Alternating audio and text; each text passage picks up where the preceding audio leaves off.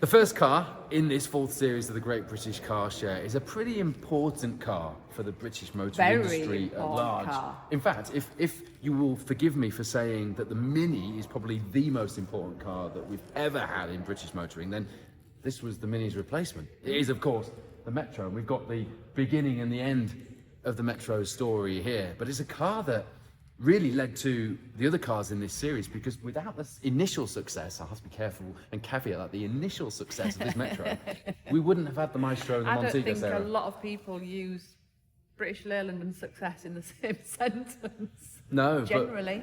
But this was genuinely, for a short time, a success story. And it was. the patriotism in the country and the desire to replace the Mini with something that kind of was modern and fitted modern lifestyles. And let's not forget, Princess Di turned up to that famous photo shoot when she got engaged to Prince Charles. Yeah. In a Metro, not dissimilar to that one. These were important and iconic cars in Britain, and there was a real feeling that the country, after the difficult 70s and the oil crisis in the world and everything else, there was a feeling that Britain was really getting on with things, and that stiff upper lip was back. And this, we've said it a few times in this series. This is what they came up with. This is what they came up with. This is the stiff upper British lip. It is. So let's go and drive one. Yeah, and not only that, we're going to drive some different ones. We are. Because here at the Great British Car Journey, there are a few Metros to choose from. Yes. So we were able to hand pick. Yeah. And we've got a pretty special one for you, haven't we? Yeah. Well, you picked it. let's get that out there. Had to have the red seatbelts, right? Had to have the red seatbelts. Yeah. Let's go.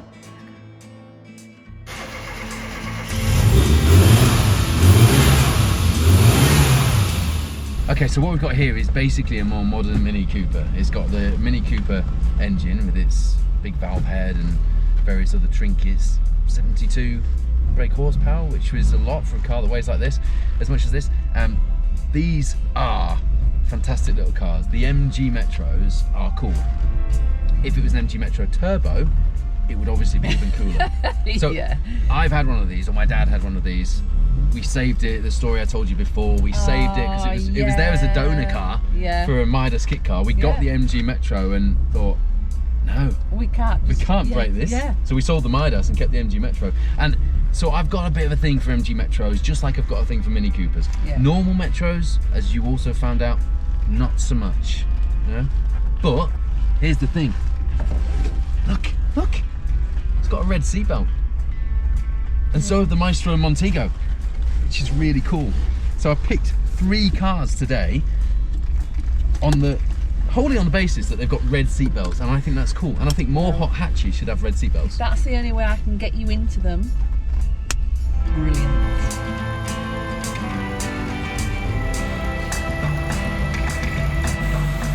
I should point out that this car is from the actual collection here at the Great British Car Journey. It has done just let this sink in, 400 miles from new. So we're going to be extremely gentle. There'll be no checking how well this thing handles. We are going to be really sympathetic to this. I kind of feel wrong. Well, even though we're only going to put a handful of miles on this car, it's still a fair old proportion of what it's got on it already. It really is. So, what a privilege. Yeah, it's a real privilege. So thank you to Richard and the team. And if you go to the Great British Car Journey, have a look a little bit closer, because there are cars like this with just a few hundred miles on, and that's one of the beauties of this place. It's remarkable, isn't it? Yeah. It feels and smells and looks like a brand new car. Well, it literally is. Yeah. 400 miles on its delivery miles. I was going to say, it's got delivery mileage on it, so we are driving a brand new car. Yeah, it's barely running, is it? And the guys have had to recommission it and get it ready to go on the road for us to do this video, which they are good, fair play. Aren't they? They are. They do look after us here. Yeah, they do. They're a good bunch. Yeah. What a lovely team. But what an incredible car to have bought from new and to not drive. It's bonkers, isn't it? It's a real shame, isn't it? 40 years old and it's not been driven. It has been part of the British Motor Industry Heritage Trust collection, and Richard actually managed to buy it when they were clearing out some of their exhibits, which explains why it's such low mileage. Yeah. The Metro should have been so much more than it was, and had it been, it would have outsold the Mini and would have outlived the Mini. Yes. As it is, they rested again. Typical BL boardroom politics. They rested on their laurels. They thought, wow, 1980, launched the Metro, and look at the sales. But that was because at that point, we got out of the 70s, the government was saying buy British, the whole country needed something to believe in, and the Metro was it, and then we bought them and didn't quite believe in them so much after that. And like the other early model BL cars of this era, it took them until the second iteration, this one, to actually get things right. It's a nice, it's bijou. It's a little bijou residence, isn't it? It's nice, it's compact, but it feels... It's got red seatbelts. Oh, you and your seatbelts. I know what I'm going to get you for Christmas. A set of red seatbelts. I don't need them because we've got 3 cars today that have got red seatbelts, and for me that's part of the attraction. You buy a sporty car and you want it to be unapologetically sporty. So I know this has wheel trims, and it's unbelievable now in 2023 to think of buying a hot hatch, as this really was. Yeah. Warm hatch, hot hatch at the time, yeah, with wheel trims. That's just bonkers. But we did, and to have the sporty details such as the red detail and the red stitching on the steering wheel, the red piping on the doors, and the plastic piping as well, it's really cool. It's lovely. And the seats are incredible, aren't they? They're so comfy. They're so comfy, but they look really good as well. They're very handsome, sporty seats. So I want to let you have a go. I'm going to stop here. I don't want to go around again. No, I'm so we're being conscious of the mileage. Conscious of the mileage. So I'll let you have one drive round. That's all you're allowed to have. I love it. I do. It handles nicely. It's it's practically a brand new car, like we said, but I like it. I like the little design features. I think it feels solid for a little car. Yeah, I just want it to feel sporty, and I have driven one of these, so hands on the cars on the table. I've never driven one that's brand new like this one, which is a bit weird. I'm looking forward to that, but I already like it. Me too. It's the old adage, isn't it, that the back seats have never been used, but these ones have literally never been used. The seatbelt buckles at the bottom are bright red. You know, you get the kind of dirty, grubby seatbelt. Oh, they're red. It is the lovely. buckles are red as well. It's really lovely.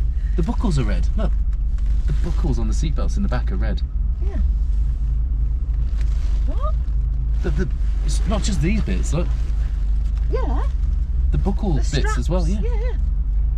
Well, it would be though, wouldn't it? All matching. Why would you have a different colour? Are you feeling okay?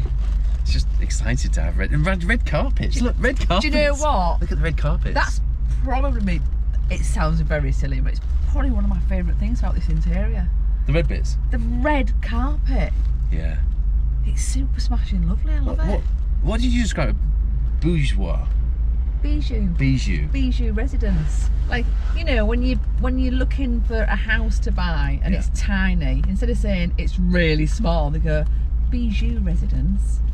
It's because it's tiny, isn't it? But they don't want to tell you it's small because they're going to charge you £250,000 for it. So another French word, boudoir.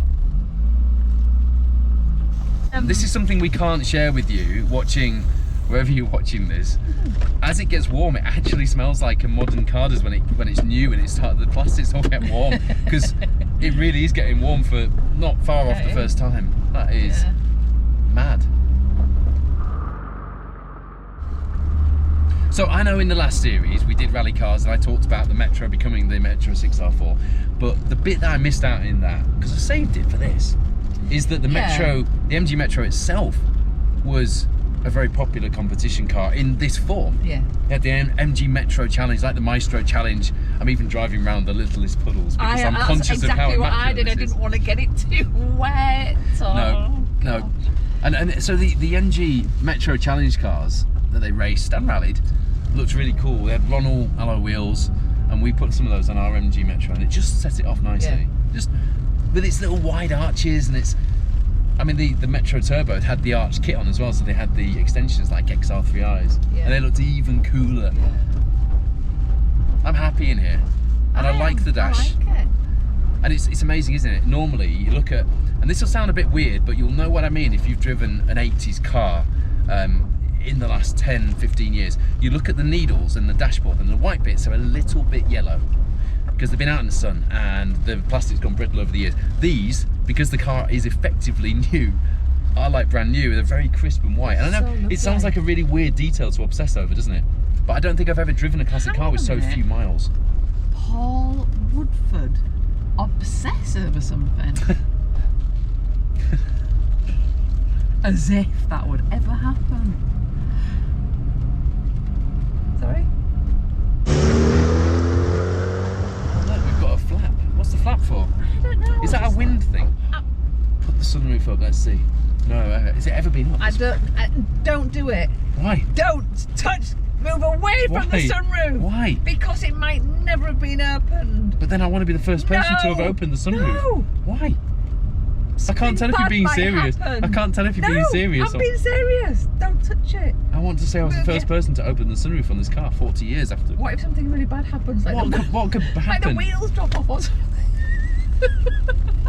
Oh, you're overthinking this. I've opened it. There we are. Oh, even that feels like a new. Well, it is a new sunroof.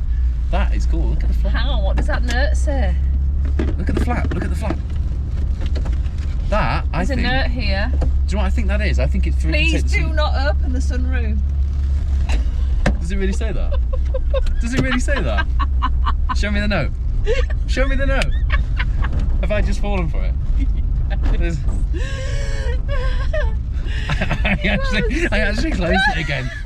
You are silly. You're so silly. My dad will watch this and he'll be like, "You told me to sell the MG Metro," because I wasn't that enamoured with it at the time. Yeah, but we're not, are we? You know, times change and our That was only a few years ago. Our tastes change as well, though, don't they? For a gearbox, which, because it's got the same, obviously the running gear of the Mini, so the gearbox is in with the engine, and they're normally a little bit naff. Because this is brand new, I've never actually felt that a Mini or a Metro gear change quite like this. No, it's usually like staring. Yeah, it is. Wow. Yeah, my Mini, I would like. So we really wanted to tell you about the MG Metro, but all we've managed to do is tell you what it's like to drive an as new one 1980s classic car. Yeah, we haven't really done very well, have we?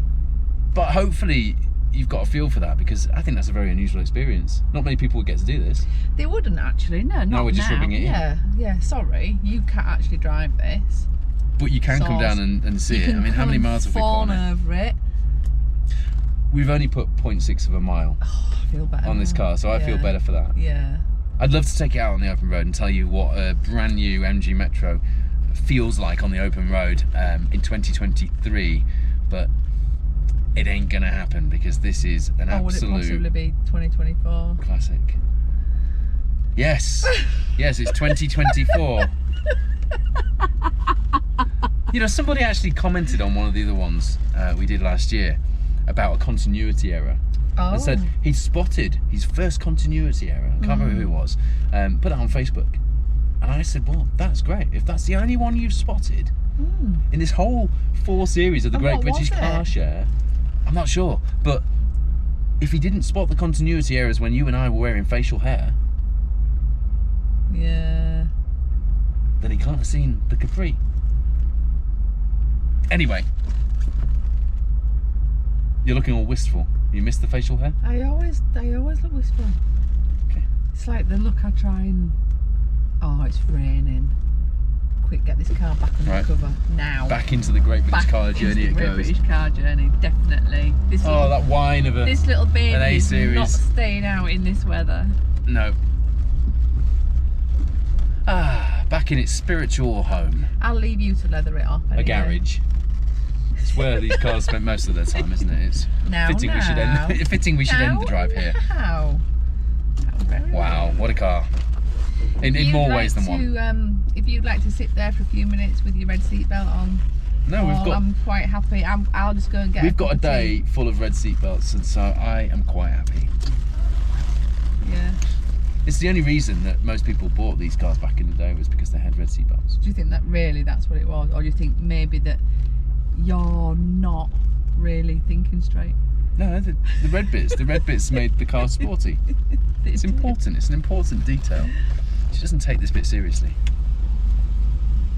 Oh, well, I take everything you say seriously. Smell that. It smells like a new car smells when it gets hot. Sorry, I thought you'd fine. See what I mean? Unbelievable. Well, when the man says to me, smell that, that's usually What's happened? You're hanging out with the wrong men.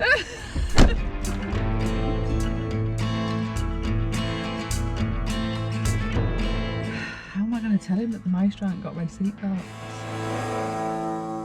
His little face.